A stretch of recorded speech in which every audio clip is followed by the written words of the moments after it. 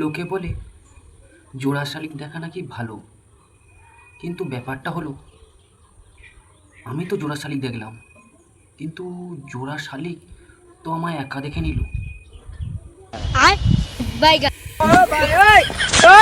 কি আর হবে, দিনকালটা কেমন যেন বদলে গেছে, তাই না?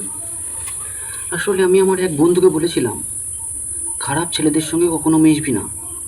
বেটা আমার সঙ্গেই মেশা বন্ধ করে দিয়েছে। আমি ছেলেটা কি এতটাই খারাপ কি জানি। কিছুদিন ধরে দেখছি একটা ভিডিও খুব ট্রেন্ডিং চলছে। একটা কাঁচের গ্লাস নেওয়া হচ্ছে, তাতে কিছু হলুদ দেওয়া হচ্ছে, নিচে মোবাইলে ফ্লাক্স চালা হচ্ছে।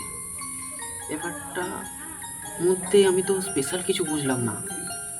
এটা কি কোনো হলুদ কোম্পানি ব্যবসাটা লস হচ্ছিল বলে এটা কি ট্রেন্ডিং পার করেছে?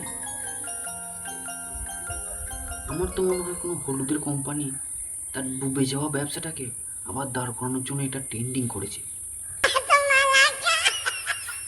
কি তোমরাও কি তাই ভাবছো?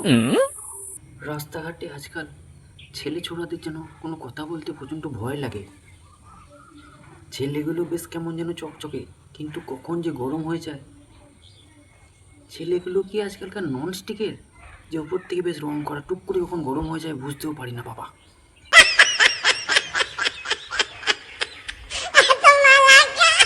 ঠিক তো?